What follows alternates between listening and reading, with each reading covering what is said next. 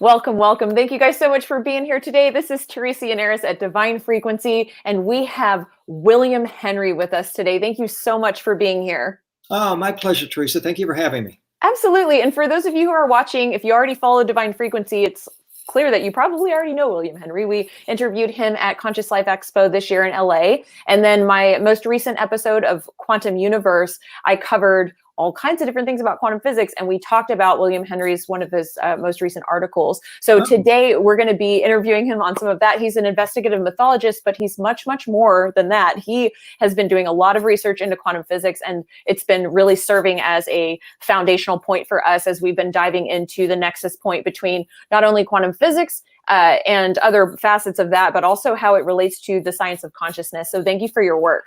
Pleasure. Thank you. Yeah, so I'm going to go ahead and dive right in. I have plenty of questions, so we'll go ahead and get started. A lot of these first questions will be taken from related to your article, Quantum Starseeds Entangled in Mystic Union with Christ, and I'll be linking that below for those people who want to go and read it. So first of all, can you explain how quantum physics demonstrates the concept that life is connected? Well, the idea is that when we look beyond the veil of our material world, I mean, we're led to believe, or tricked into believing, that the world that we see around us, the material world, is not only solid, but it's the real world. But for centuries, millennia, you've had the mystics and the sages who had the ability, perhaps through consciousness, to peer beyond the veil into the immaterial realm. And they began describing this unknown realm, this previously unknown realm. And then with the advent of quantum physics, suddenly we have not just a theory, but now actual proof of the interconnectedness of everything at the quantum level. We now realize that our real world is an emergent property of a world that we can't even see, not with our human eyes anyway. And so for millennia, it required a leap of faith and a leap of philosophy and even religion to say we're all one, we're all connected.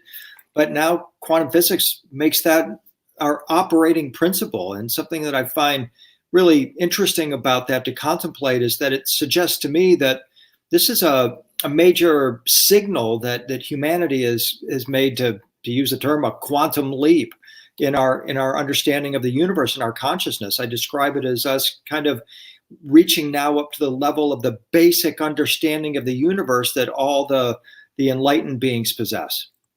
Thank you for that. So those of us who are spiritual and into things like universal law, we can kind of talk about these concepts like as above, so below, those kinds of things. But I want to kind of break this down into, first of all, something that's not spiritual at all. And so I thought that this could kind of serve as a connection point to maybe people who are just getting started into quantum physics and they don't really understand the implications here for spirituality. So some people might actually argue that the study of quantum physics only applies to quantum objects on the quantum level, but not really going up in a level to us as humans and interpersonal relationships, and then up with our connection to the supernatural realms and things like that. Can you speak to that? What would your response be to someone who would say that us as humanity can't really apply these principles of quantum physics to our own lives?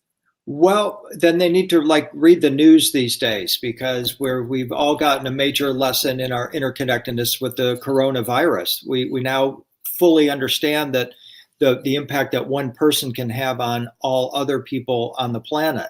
And so I think that while we may not be able to prove this to a physicist, to one another, now we have a much greater and firmer understanding of the interconnectedness of all things. And so maybe the next step will be that we will be able to scale up from the quantum level into our physical level and be able to absolutely demonstrate that scientifically. That's really interesting to think about. So wave-particle duality, I wanted to talk about that for a second. So wave-particle duality suggests that quantum objects function as both a particle and a wave. Mm-hmm. So, and I know you talk about this in your articles. Can you explain the implications that this concept might have on our understanding of consciousness and spirituality? Well, for one thing, the wave-particle duality tells us that it's our active observation that determines if something is going to be observed as a wave or a particle. And so that that gives us kind of a real firm underpinning to approach our reality with. I mean, we've always known that we live in a dualistic world of light and dark, of solid and immaterial, male and female.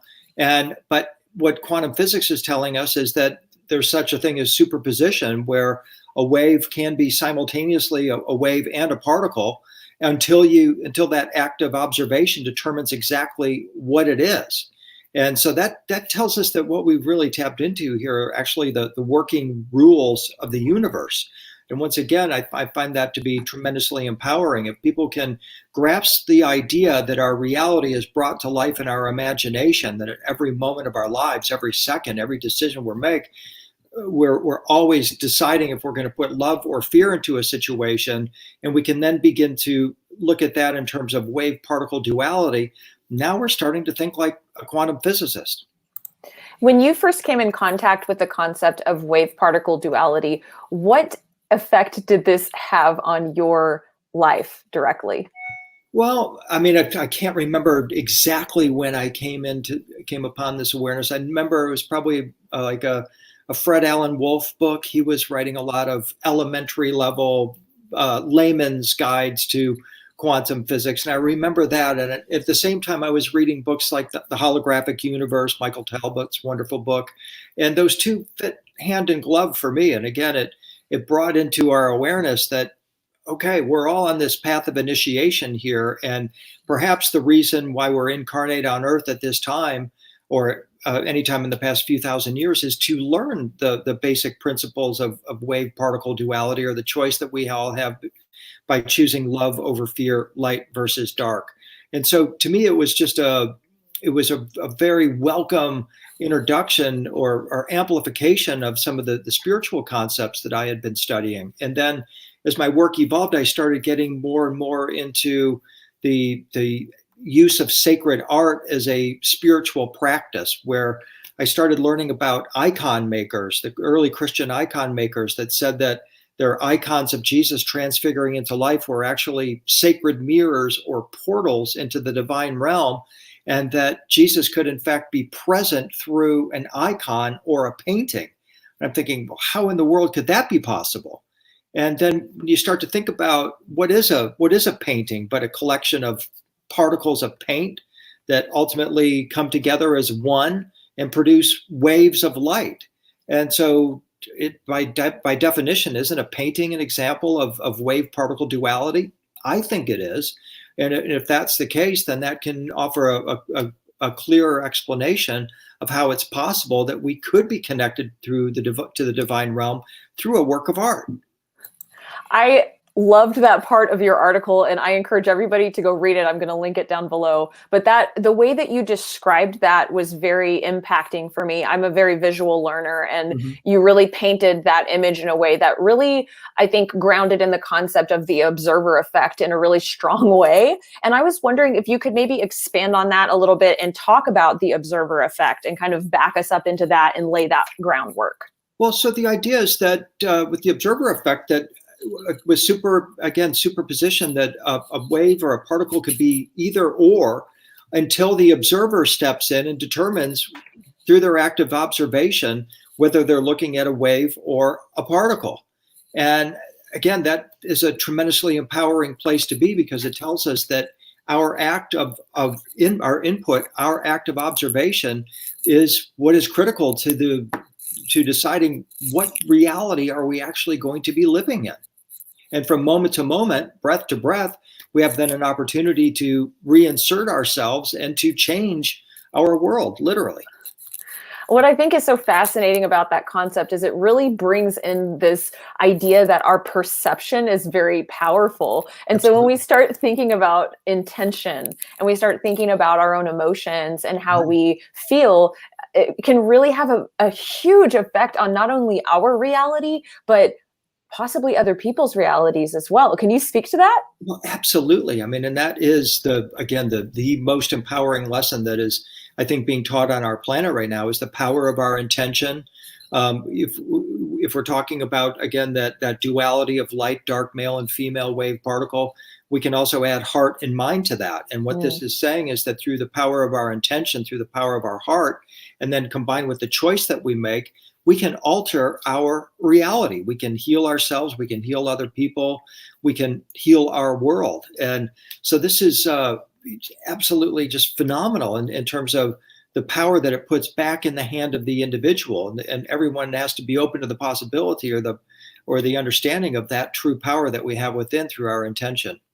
I think it's interesting to bring in the concept of the heart and the mind together in the nexus point of that. I know you were talking a lot about the symbology of the cross, and it's also interesting thinking about wave particle duality in that facet where you have the heart as a wave and the mind as a particle. It seems like the symbolism here, it's just interlaced so heavily that you really can't get away from seeing the fractal nature of this concept of wave particle duality. Can you tell us a little bit about this idea that the universe is a hologram?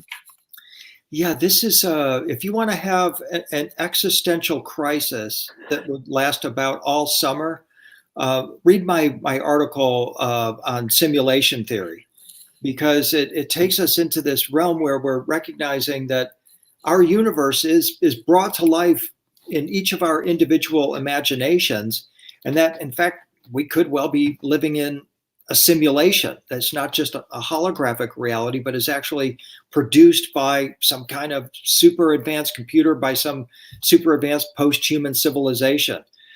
That's a little bit out there for a lot of people to grasp. But when we talk about the holographic reality, it's the basic understanding is that from moment to moment, we're bringing the world that we see out here and call it the real world to life in our imagination.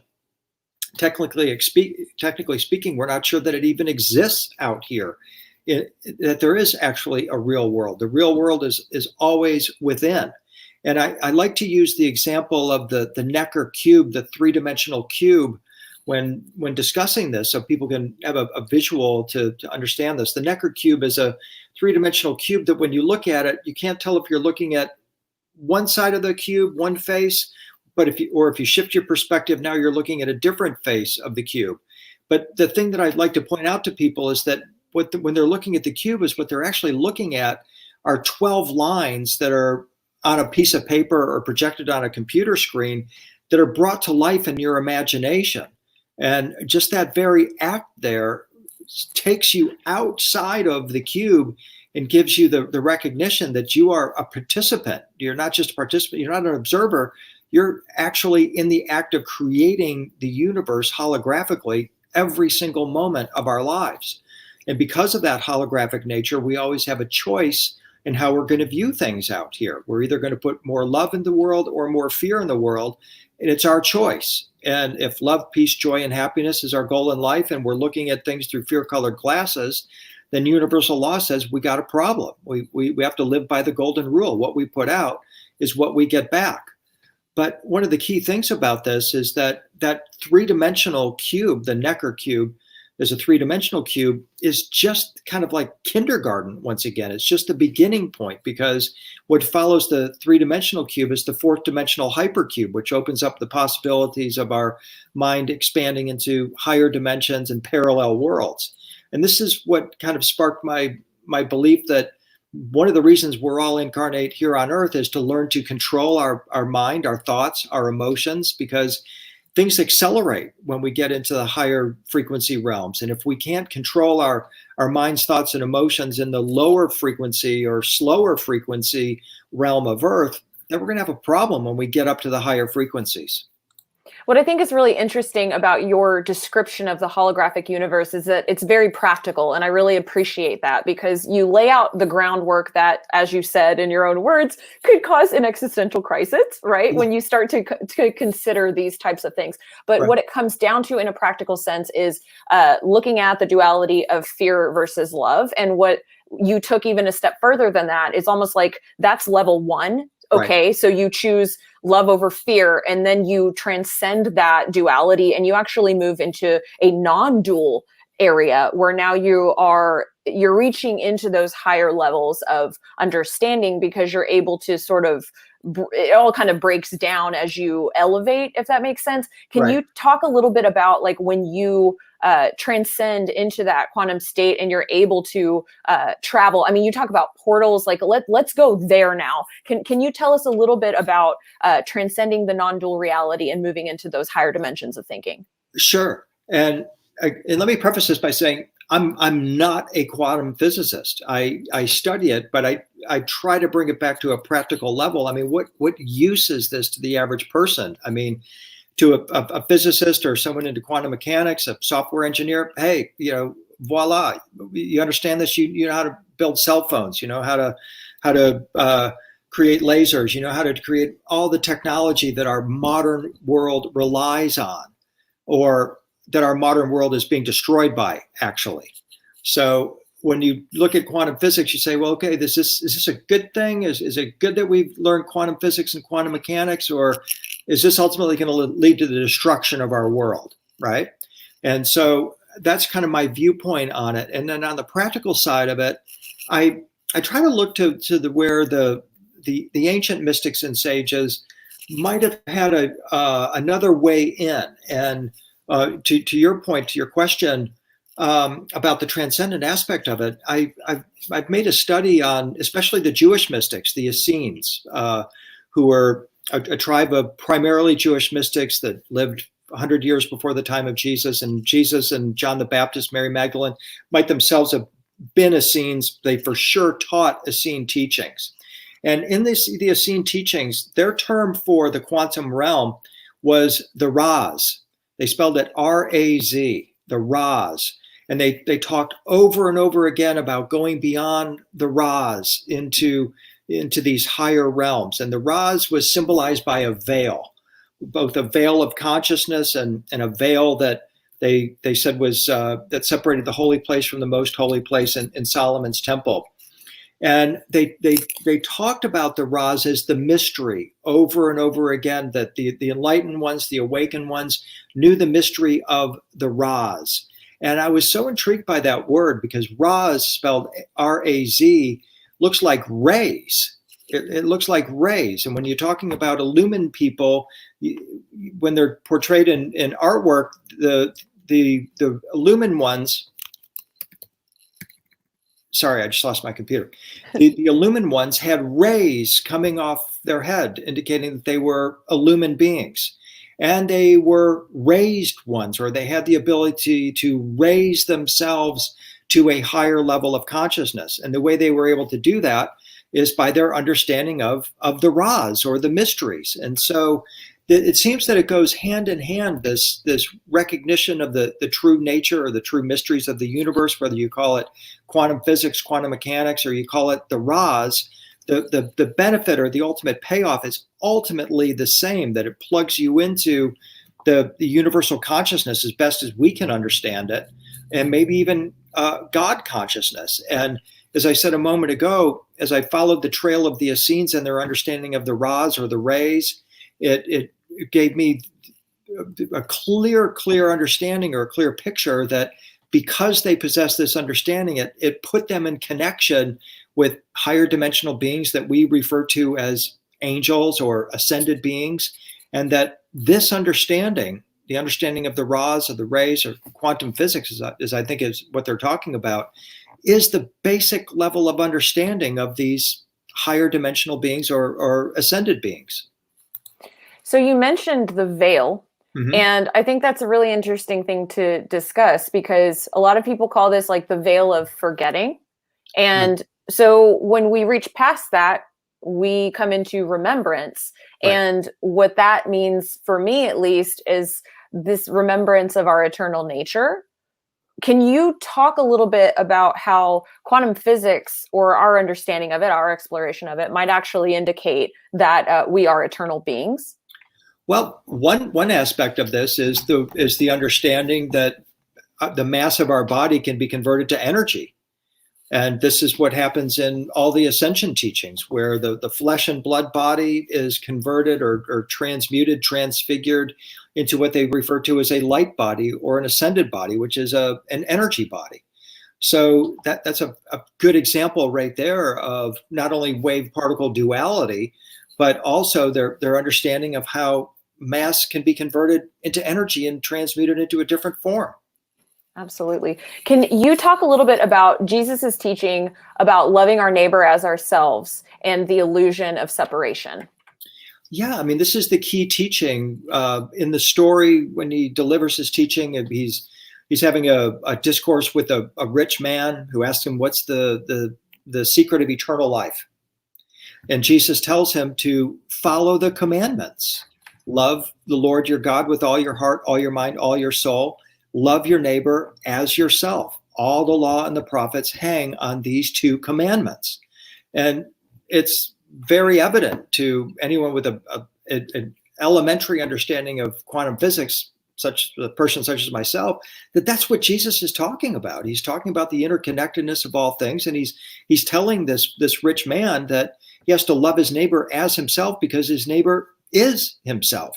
And that is part of the illusion that he has to overcome. And once he overcomes this illusion, now he has the secret, or half the secret, to eternal life. The other half is to love with all your heart, all your mind, and all your soul. So again, if we think of Jesus as the Essenes did, as this high celestial being that was incarnating on earth in order to reveal secrets withheld from humankind, then this is a very good illustration of what those secrets could be. And it's presented in the form of a very simple teaching. It's a very direct answer. But when you peel away the religious or spiritual aspects of this and look at it from a perspective of a quantum physicist, Jesus is talking quantum physics.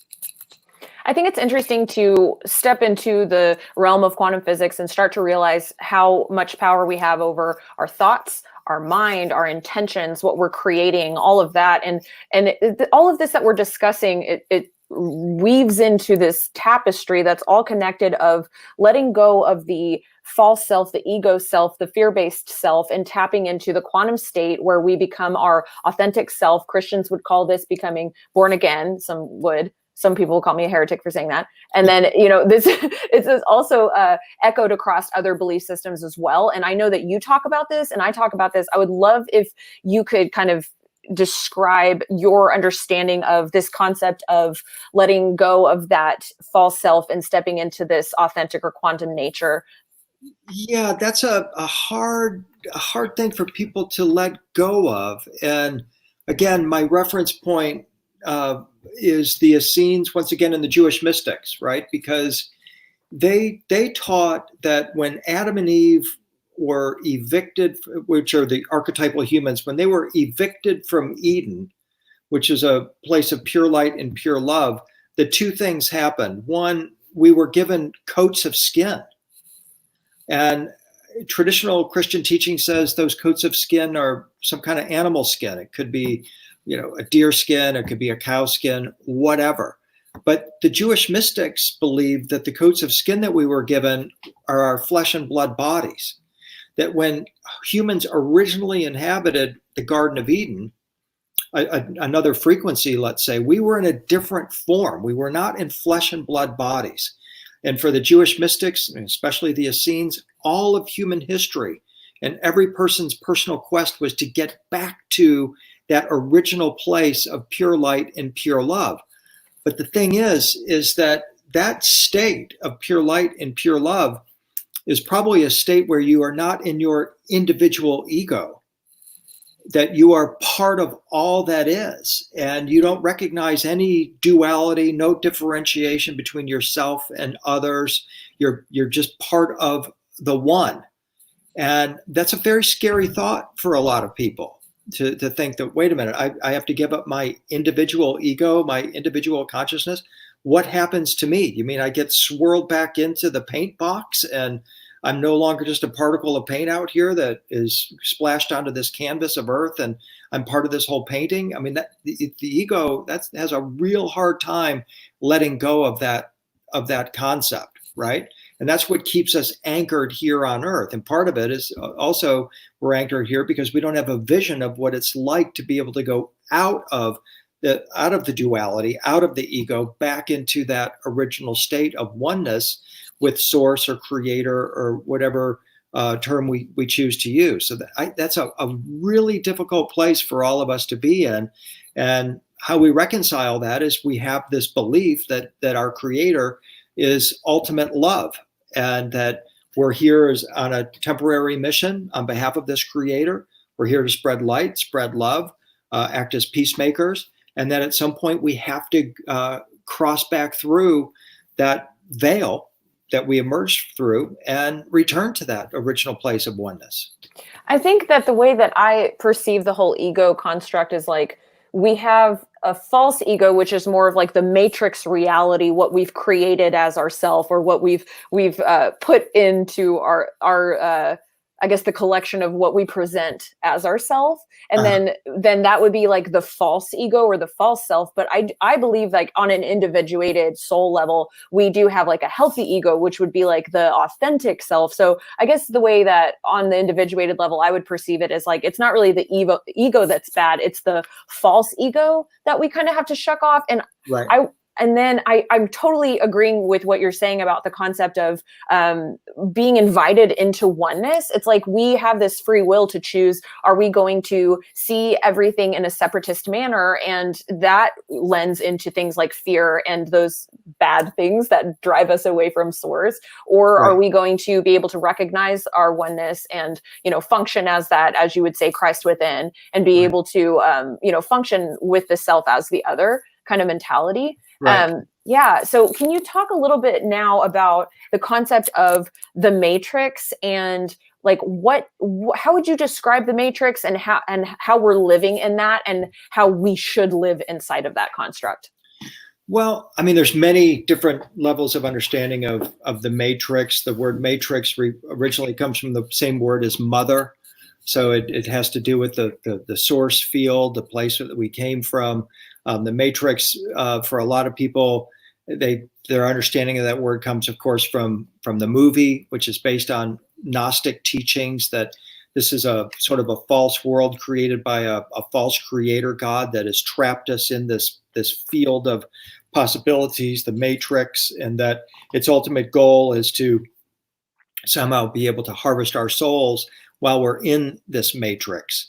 And that's a pretty dark vision. And the understanding of that most people have, again, is from that movie, which is sort of a not really a hope-filled perspective on this, because Neo, the hero of the Matrix movies, never makes it out, does he? And so we need to find a different way to approach this. And the Gnostics were the ones that inspired the modern day concept of the matrix. And they always taught that only part of us enters into this realm, that our true soul, our higher self, remains with the source God, and that we're always in contact. We're always, in fact, entangled, to use a quantum term, with our higher self. And a major object of the game in the matrix is to wake up, one, to the illusory nature of this world, and to recognize that we're always in contact with that, with our true soul, with that higher part of our soul, and to make contact with it, and to recognize that there is a path of souls, if you will. There's a path that led us into this place, and there's a path that leads us out. I find some people in alternative media, they adopt an elitist mentality like, oh, I've woken up from the matrix and therefore I'm better than the people who are asleep. Can you speak to that?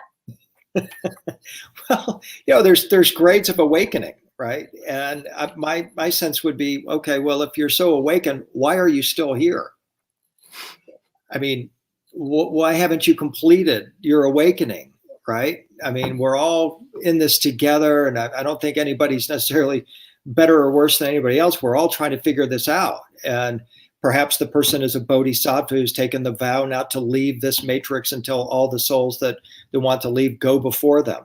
Or, maybe they don't have a complete understanding of what awakening is. I mean, so I see that kind of activity, that kind of behavior going on. And again, that's just a whole new level of ego in my mind. And that's something you got to be very, very careful of, because to me, the only way you know that you're awakened is that you are no longer in this matrix. You have transcended it.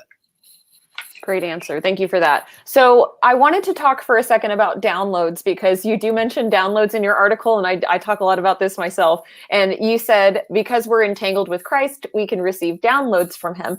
And I was wondering if you could explain this a little bit, and if you'd like to kind of tell the story about you and your wife. About, you used an example like when you had a hangover and then she caught your hangover. If you can speak to that, this was really interesting. Right. Well, yeah. First, about that's how kind of I explain entanglement, is that if I drink too much wine, my wife gets a hangover and she doesn't drink.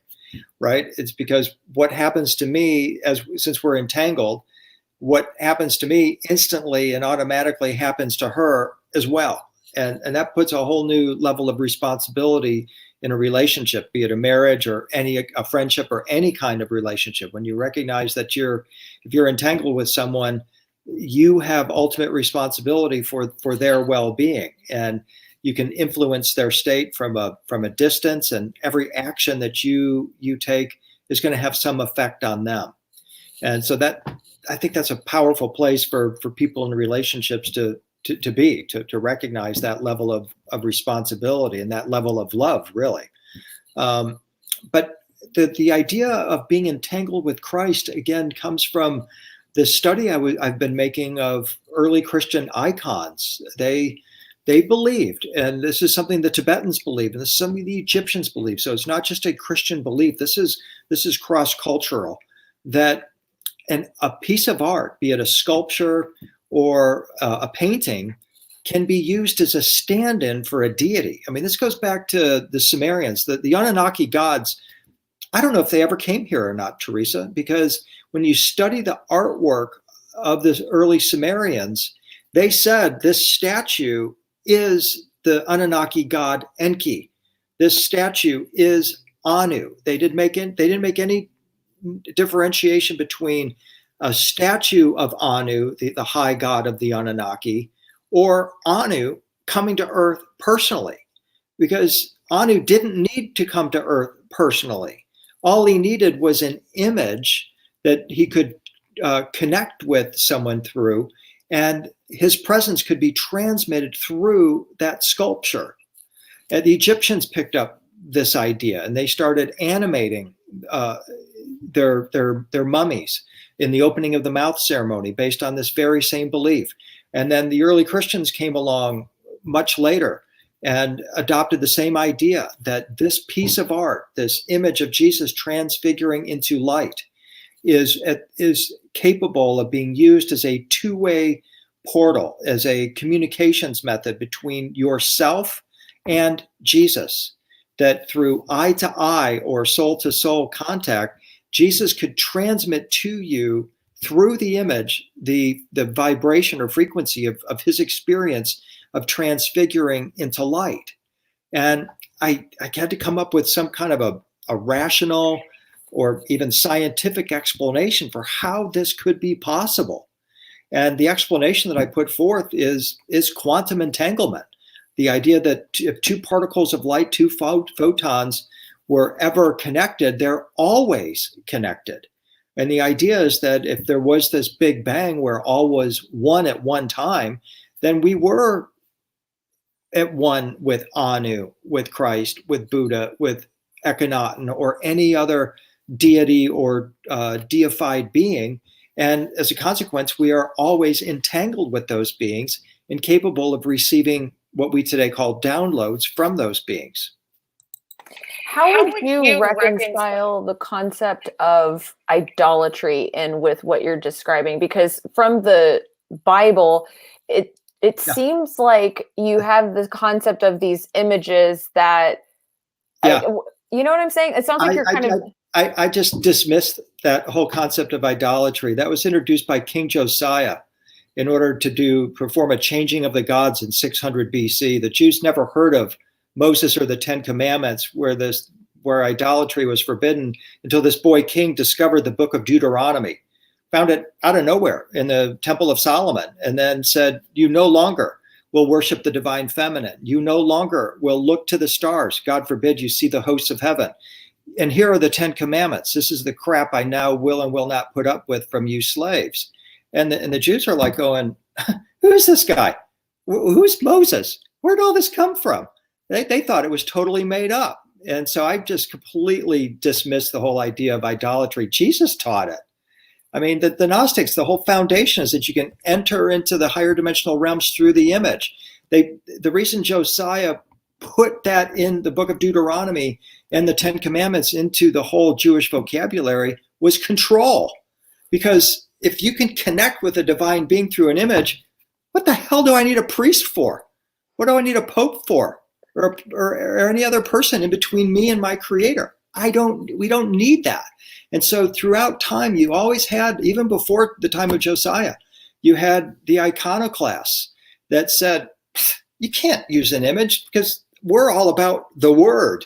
It's the word that matters. And the iconodules are saying, no, we're more like quantum physics types. We understand the power of the image. We don't need a pope, a priest, a politician, or a pimp standing in between us and the creator. So let's just call it a day. You take your word, we'll take our images, and we'll go our separate ways. The iconoclasts couldn't have that. They had to destroy this connection of our image and our ability to connect with a divine being through an image.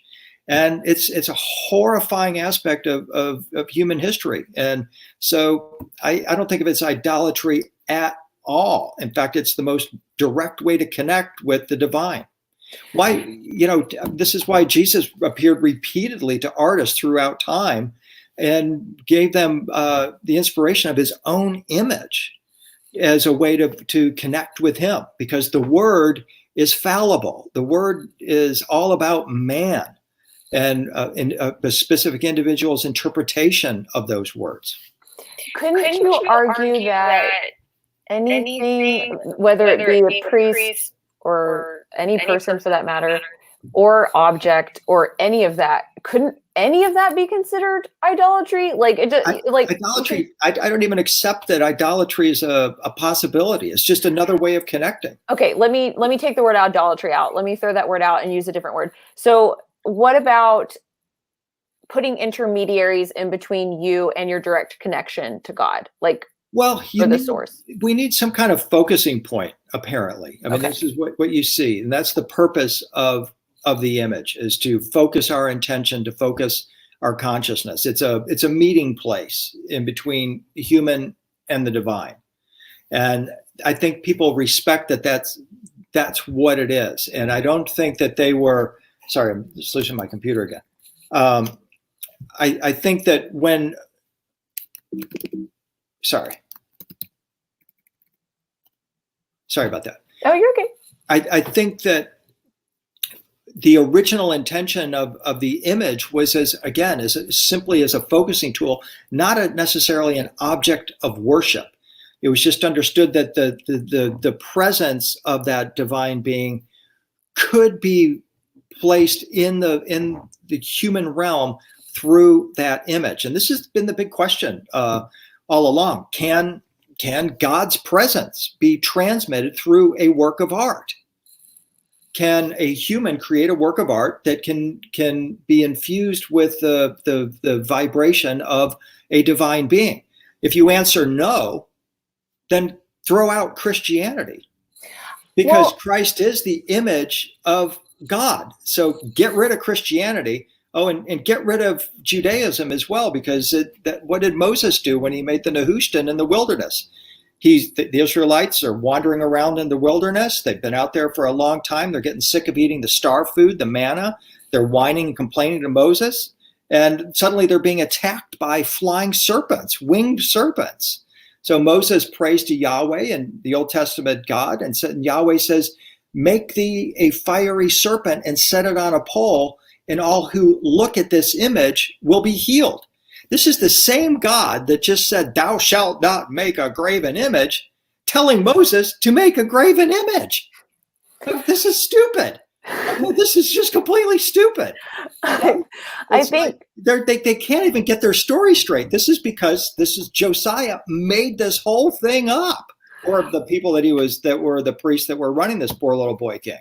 I think part of it is, and this is just what I think, as humans, we have the divine spark inside of us, therefore we are sub-creators under God. So Yes. we're living here, and everything we do is hopefully art. Like when we're tapping into our soul purpose and bringing out our gifts and talents that are the reflection of the creator, we're Right. we're constantly creating art. Every single person has a different expression of God that they're bringing into creation. So I guess where I'm connecting to what you're saying is like, because everything is a reflection, and taking this into quantum physics where the observation effect, we're bringing things into reality by observing them, then we are sub creators looking at the reflection of God through what we're creating because of our tethering to God. Like it's all a matter of observation and reflection. I don't is that how I think I think of us as icons of artistic parents.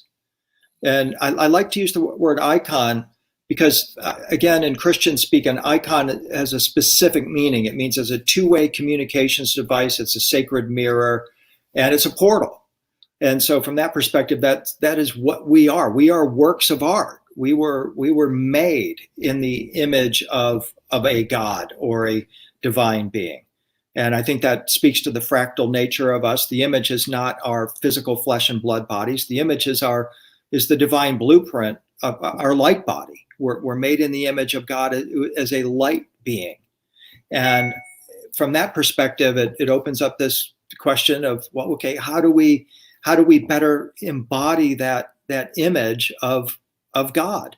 And it's by getting in touch with our true nature, by observing that part of ourself. I mean, we're all trained from the time we open our eyes to focus on this aspect of ourselves as our true self. But the Buddhists would say this is not our true nature. This is just only an illusion. They call that Maya. And that our true self has been covered over by negative perceptions, false perceptions. They call that samsara. And our whole life quest is to overcome that. And this is why I think, in part, why Buddhists are so readily are open to the idea of quantum physics, because it's very Buddhist. It's all about seeing beyond the illusion and connecting with our true self. Can you talk about the mechanics of actually having your frequency raised through interfacing with an image? Because I think that understanding the mechanics of that is incredibly important, because I think on a surface level, without the understanding, it can sound a little bit like escapism or something like a cop-out, like, oh, I'll just look at an image and then I'm going to be like God. Like, yeah. Can you talk about that? Yeah, what we know now through neuroscience is that in our neocortex, we have special neurons called mirror neurons. And what neuroscience has shown is that if you're, like, for example, an example I like to use is, let's say you're Eve, you're looking at an image of Eve reaching up and taking an apple from the serpent in the Garden of Eden. And this is the moment of activation of all our consciousness, right? This is the tree of life, and the tree of life is our neocortex. So something's being activated within Eve's brain. And it has to do with the neocortex. We know that because if the human neocortex is not activated, we don't have the power of judgment. We can't tell the difference between light and dark, male and female, naked and clothed, which is exactly what happened after Adam and Eve ate the serpent in the story in the book of Genesis. They suddenly knew that they were naked. They could tell good from evil, right? So if their neocortex isn't activated, that's not happening. Right? So before this time, Adam and Eve are living in all the potentiality of all that is. They don't have the activated neocortex that says, I am Eve, you are Adam, this is a desk, that's a computer, so on and so forth, right? And the mystics were always trying to get back to that place of our original existence in the Garden of Eden. Well, again, back to this image, when you were looking, and this is what neuroscience has now shown, when you were looking at an image, a painting of Eve reaching out and grabbing that apple, something called simulation is going on inside your own neocortex. Your mirror neurons are firing as if you are reaching up to receive that apple from that serpent.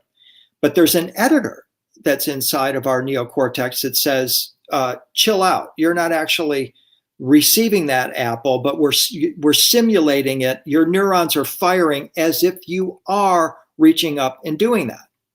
Now, I extrapolate that to say, well, okay, if we know for a fact that every time you're looking at an image or watching television or watching somebody perform an action, that your neurons are firing as if you are doing that exact same thing, then why can't we suggest, as an explanation for what the Christian icon maker said, is that when you're looking at an image of Jesus transfiguring into light, your mirror neurons are firing as if you are transfiguring into light. And this is possible because Jesus's body, your body, my body is exactly the same body physiologically. There's no difference between my body, your body, and his body in terms of its capabilities.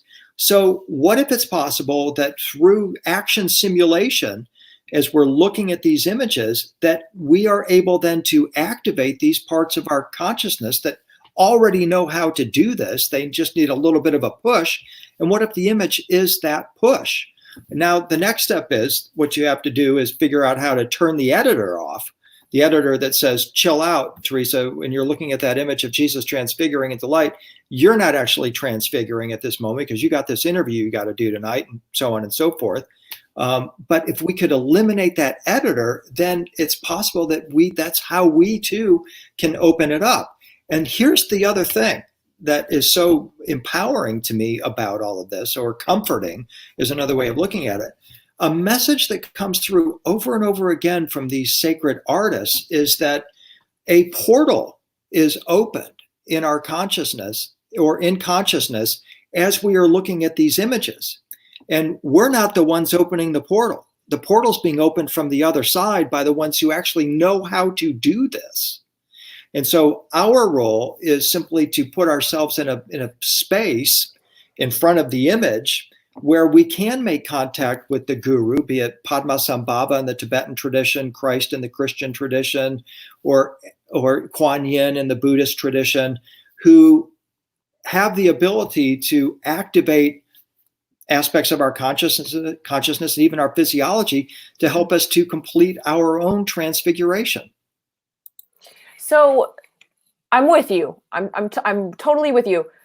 I'm considering right now the nexus point between this is so relevant for my research. Like, I talk a lot about the nexus point between the paranormal and the supernatural. Paranormal just being natural human abilities that we have that we just don't have the science to understand right now. Supernatural being beyond the physical, beyond the veil, things we'll never have the physical tools to explain because it's quite literally beyond the physical. So we can't explain that with physical tools. And what I say is that there's a nexus point between the two, because when we as physical beings, as well, supernatural beings living a physical experience, we are able to tap into the supernatural through, accessing certain brainwave states or meditation or whatever, like you're talking about images and that kind of thing.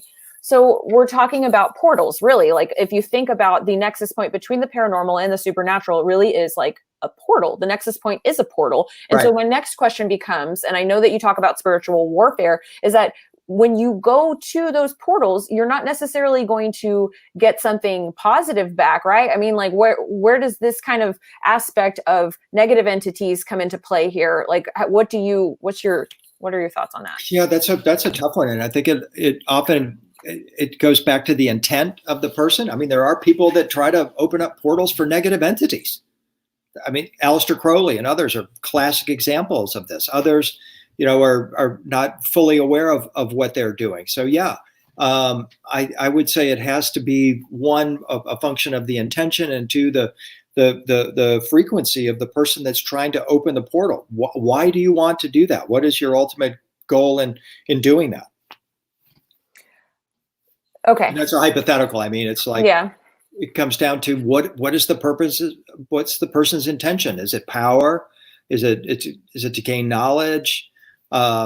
Because I think there's a fairly well established, there's certainly a history of this. And I think there's a pretty well established path of others that have gone before us that have successfully opened portals of light and love as opposed to the portals of darkness. But I've heard plenty of stories about, like, things like demonic possession, or not even necessarily possession, but harassment by, of people who are not bad people or trying to do evil magic or something like that. So Yeah. what's your response to that? Hey, it's like when you go out fishing, you're going out there one day and you're looking to catch some flounder, and you might not be aware that there are sharks around you. But just because you're not aware of it doesn't mean you're going to be impervious to the sharks when they come and attack your boat if there's blood in the water, right? And this is part of the problem, is that people, I think, we don't have enough understanding of that other realm to know what exactly is out there and how to deal with it. So while we're going out with the intention that we're going to be catching flounder, the sharks are there waiting for us. Okay, I can accept that. So what is your perspective then? And I'm really interested because I know that you have, you're really interested in theology, and you talk about the Bible a lot, which really I appreciate because I do too. What are your thoughts then on things like, you're an art historian and you talk a lot about art and interfacing with art in a spiritual way. What is your perspective or opinion on something like tarot cards or oracle cards? Love them. I've been reading tarot professionally for almost 30 years. And I think it's the little book of the book of Revelation, actually. And, from going back to, it probably came from, they say it came from Egypt, but I think it really probably came from India. Because the Buddhists would use cards like that, where they would throw down these sakali cards, they called them. And what they said was that through the cards, if you don't have the ability to access a temple, if you can't build a stone temple, for example, you can put down a mandala, a sacred circle or sacred pattern of these cards that have the deities on the cards, and the deity will be present through the card. And so this is an old understanding that people have had. And so when you're looking at the tarot, I think there are basic archetypal dilemmas and dramas that we have, and that the cards act as a sort of a navigational tool. It's not so much to, in my opinion, to predict the future. It's rather to show the path, which is what the word tarot means, is the way or the path. It's meant to show you the path that you're on. And I know that the church has been opposed to it for a very long time. That the Catholic Church exterminated as many as 1 million men, women, and children Cathars in the 13th century in southern France, in part because they were using the tarot. They would walk around with these pictures and show everybody these images on these cards, and the Catholic Church just went ballistic because they were telling people they could connect with Christ through an image. And the church couldn't handle that, so they had to get rid of the Cathars. And that's just one example of a group that is using the tarot and as a focusing tool and also as a navigational tool. So do you think that divination is wrong? No, I don't. I don't at all. I think, again, going back to the Essenes especially, they practiced the art of divination. And so did the Jewish high priest. That was the purpose of the breastplate of righteousness and the Urim and Thummim. These were divination tools. I think when you're talking about using these tools here, again, you're focusing your consciousness and you're trying to get a barometer of or a way of looking at on down the road and seeing where you're at. I mean, every morning you can. What if you took away your mirror in the morning when you're getting ready? How would you know what you look like or what you were doing on the outside of your body? The tarot is a way of bringing out what is inside your consciousness. I can get behind the philosophy of objects as reflections because, diving into quantum physics, that's kind of what we're talking about here. I think that it's a gray area, though. That's my personal perspective, because I do think that any kind of anything can be,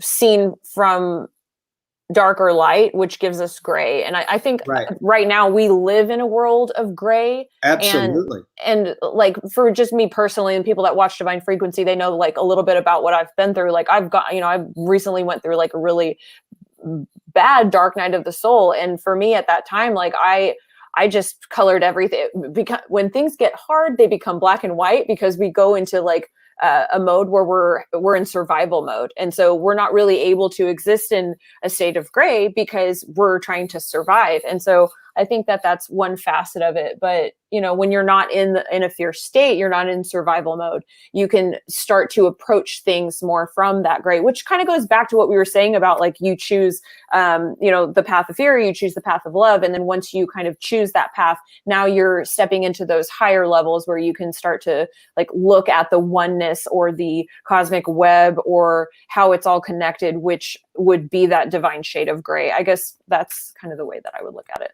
Yeah. Well, and again, I think gray is a good word for the quantum world, because you can make an argument that the discovery of quantum physics was the worst thing that ever happened to humanity, because it's totally screwed up our world. It's put us on the brink of destruction. And so who or what entity introduced quantum physics into our consciousness?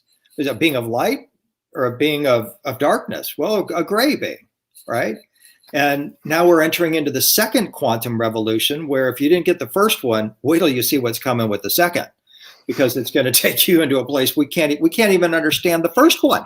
Quantum physicists don't even know how quantum physics works, but our whole civilization is based on it. And now we're getting ready to ratchet it up to an even higher level.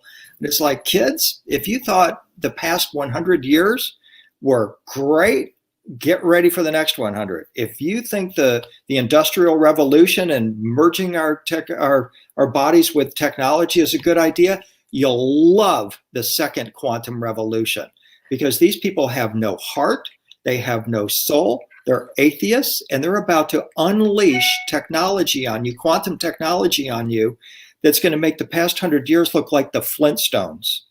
And we're not ready for that. Or maybe we are ready for it, but we've got about 10 years to figure it out, according to some of the major thinkers in this area. They're talking about the singularity, when the machines become smarter than we are, happening around 2030. Your climate change people are saying 2030 is about the last opportunity we're going to have to do anything demonstrably that will be able to positively impact the environment before we have some kind of major collapse. So we're in this moment right now where, according to a lot of these people, we have 10 years or less now to avert a major catastrophe. And it all centers on this idea of quantum physics and quantum mechanics, what we have created as a result of this science and these discoveries and the technology that's emerged from it, and the soullessness of it. And that's what alarms me about what we're doing with all this, is that the advocates of these technologies, these quantum technologies, could care less about human beings. They care mostly about power and about money. And that is not a good recipe for the advancement of human society. Absolutely. I think it's really fascinating that you're researching this, and I just dropped your article in the chat. So for those of you who want to read the second article that I shared the first one and now I'm sharing the second one, but this is really important because what you're diving into now is quite literally the nexus point of good versus evil. Really, this is the spiritual warfare where we talk about, the quantum beast that you mentioned in your article. You talk about AI, but then what we've been discussing this entire time is the other side of that coin, or the other side of it, where it's like, okay, how can we harness and access our own quantum technology inside of us, which is the, quantum consciousness, Christ consciousness, or whatever you want to call it. I don't even like using the word Christ consciousness because I know how triggering it is, but just ultimately, like, what I'd love to, I know we're kind of running out of time, but if you could just speak to, you mentioned, you go a lot into the quantum beast and you outline all of this very well. Can you speak to the other side of that, where it's like compassion? You said compassion is the key. What does that actually look like for us practically? And how do we need to kind of function in these next 10 years as we're kind of preparing to see all of this kind of coming at us? Yeah, I think in my view, from my experience, since this whole coronavirus lockdown, imprisonment, whatever we want to call it, I think that people have recognized, hey, I need help. Okay, I can't do this completely on my own here, and that's a quantum concept, and that's the essence of compassion, is that another person's suffering is your suffering. And I think as we move forward in this coming decade, which is going to be tremendously exciting on so many levels, we are going to have to operate from that perspective. We're going to have to lose some of our individuality without giving up our rights, hopefully. in our liberties. And we're going to have to recognize that the things that I do and the things that I think make a difference. And that can be tremendously empowering, because that gets into the concept of exponentialism, that if I can change myself and I can talk with someone about changing themselves, and they can talk with 3 or 4 or 5 or 10 people, and they tell 5 or 10 people the same thing, then all of a sudden now we've got a new wave that's emerging here. And we're suddenly operating together as one. And that's what it's going to take here, is we're going to have some real clear ideas about exactly what kind of a life we want as individuals, and ultimately the life that we want to leave for our children and grandchildren. And if we want this life of technology driving everything, and authoritarianism and totalitarianism that goes with that, that's a choice. But I don't think the vast majority of people are ultimately going to stand up for that. And what we have to do is find a way for them to dig deep and find that deep root of compassion with them and within them and their humanity, which is what we've lost these past 100 years, most notably. Then that was going to be the future that we all need to begin to really start to manifest. I see a lot of people focusing on a lot of the doom and gloom, whether it be, the mainstream media or even the alternative media. I would say sometimes the alternative media is worse than the mainstream when it comes to the fear mongering. But one thing that I really appreciate about Christianity is that they have this kind of, and it's not just Christians, but that's just, I'm around a lot of Christians, but they have this kind of faith in the greater plan, trusting in the plan, and they're able to see that hope because they have the faith, and they're kind of putting their attention on this hope, and they're not that concerned about getting brought down into the muck here. And you're right. Yeah, they already said God has already won the war. The light has won over darkness. They're absolutely assured of it. They don't connect themselves to this material world. They connect themselves to a higher kingdom, the kingdom of light, the kingdom of God, and that makes a major difference. And I live in Nashville. People still use the word God. Can you believe it? I mean, we're really backward here. I realize that for the rest of mainstream American civilization, because all this has been drilled out of us.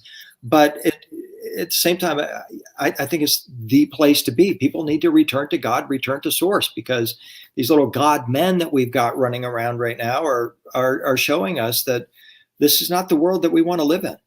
Absolutely. And so something about quantum physics, and we've been talking a lot about the reflection here, which I should probably just do a whole video on this because I love the conversation we're having. The idea that things only exist when observed. I wanted to kind of end this on this concept, because when we focus on fear and negativity, we're creating that. And so the question that I want to pose to you is, what can we be focusing on in this time to make sure that we are creating this optimal reality? Yeah, I think that's a wonderful question. And I would, if we're talking in a Christian context, I would say, okay, you might be wearing a cross, or you might have an image in your home of Jesus on the cross, the crucifixion. Why not get an image of transfiguration? Why not flood your imagination with images of Jesus morphing into light, and allow that to guide your faith and your consciousness, and recognize that you too have that capability, and that we all, if we can strive for that, we're going to move the needle towards a more righteous, a more love and light-based civilization. Absolutely. Thank you so much for joining us today, William. I just love having these conversations with you. Teresa, you're absolutely wonderful. You got so much going here, that it's so many different aspects of it, and you bring it all together so beautifully. So thank you so much for having me. I really appreciate it. Absolutely. Your research is just so perfectly tethered to what I'm covering. So I just really appreciate your attention. Your articles are incredible. I've actually been dropping them into my phone so I can listen to them when I run. Well, thank you, Teresa. So I hope you have a wonderful weekend. Thank you so much to everybody in the chat. This was just such a great conversation. Y'all be safe this weekend, and we'll see you on the next stream. Bye. Bye. Thank you.